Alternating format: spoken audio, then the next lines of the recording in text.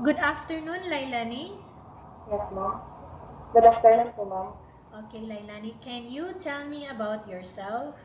Yes, ma'am. Hello, ma'am. I'm lailanie asis. I'm 32 years old, a single mother with two kids.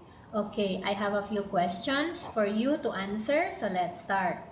Yes, ma'am. Why do you want to work as a maid? I want to work as a maid, ma'am, because I have experience last year as a DH. Okay. Why you choose Malaysia when there is a lot of other country? I choose Malaysia, ma'am, because it's very near to the Philippines and the weather there is just like here in the Philippines. How are you qualified for this job? I'm qualified for this job, ma'am, because I'm honest, polite, and I'm also a hardworking man. May I know what your educational level is? I'm graduate in elementary, secondary, and in college level, ma'am, I'm only a second year college So level. it means, in short, you are a college undergraduate. Yes, ma'am. What is your recent working experience?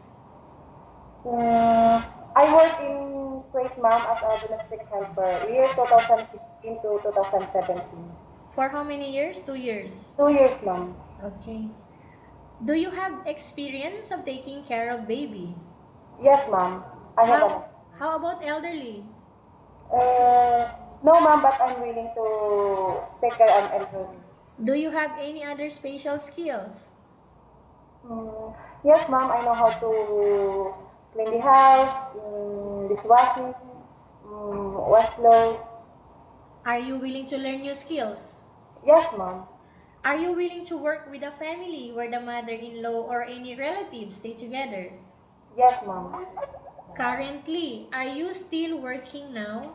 No, ma'am. Do you know how to cook? Yes, ma'am. I know how to cook, ma'am. What sort of food can you cook? Filipino food, ma'am, but I'm willing to learn another food. Okay. Are you aware that you will have to do washing, cleaning, ironing, and cooking? Yes, ma'am. From all the house chores that I mentioned to you, which do you like most? Mm, Cleaning, ironing, washing clothes. If ever you will selected to work in Malaysia, who will take care of your kids? My mother and my husband, ma'am. You are not allowed to use handphone during working hours. Yes, ma'am. You are only allowed to use handphone after you finish all the works and when going to bed. Yes, ma'am. You are strictly needed to surrender the handphone to your employer in the morning and your employer will return back to you once you're going to bed. Yes, ma'am. If ever your employer finds out that you're abusing of using your handphone and it's affected your work performance, your employer will confiscate your handphone and you are not allowed to hold it anymore. Yes, ma'am. Instead, your employer will allow you to call to your family 3 times in a month. You only allowed to bring normal phone and you are not allowed to bring smartphone. Are you agreed for the terms and condition? Yes, ma'am. Are you agreed to the rules and regulation for the handphone? Yes, ma'am. How many years is the contract as you agreed and understands? 2 years, ma'am. Can you describe for me your ethics, your attitude? Mm, yes, ma'am. I'm honest, polite, and hardworking. How And can you assure to us that you will work hard in Malaysia? uh, I will do my job well so that my employer will not disappointed me. Can you promise not to use the telephone without the permission of your employer? Yes, ma'am, I can.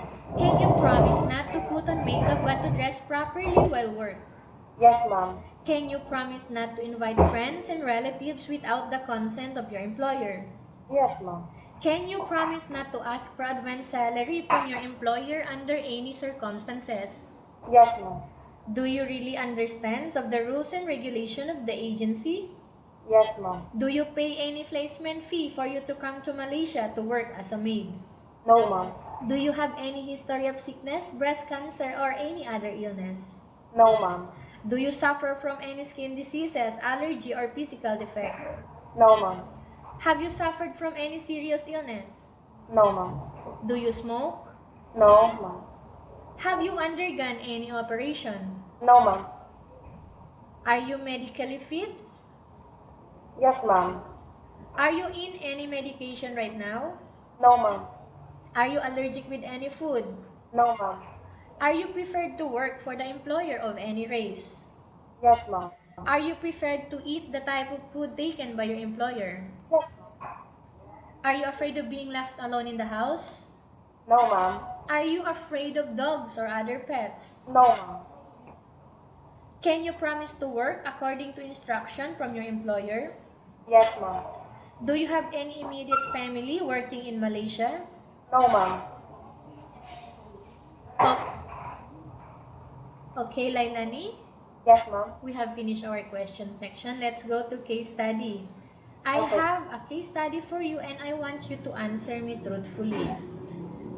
Upon arrival in Malaysia, within 6 months only, if ever any of your family members passed away, what will you do? I will not go home, ma'am. Just I will finish my contract. By then, I will call my family to the Philippines that I will not go home because of some important matters. Then I will just send money for them. Okay, good. Okay, tell us about yourself again and why do you want to work in Malaysia as domestic helper?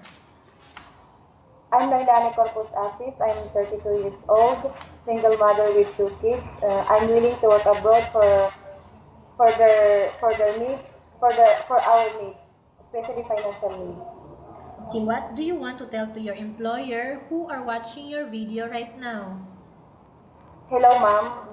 Please choose me as your domestic helper because I am willing to serve you as a maid and I will do my job to impress you, madam. Okay, thank you very much. Thank you. Lailanie, we Yes, will ma'am. update to your agency if there is any selection made by the employer. Yes, ma'am.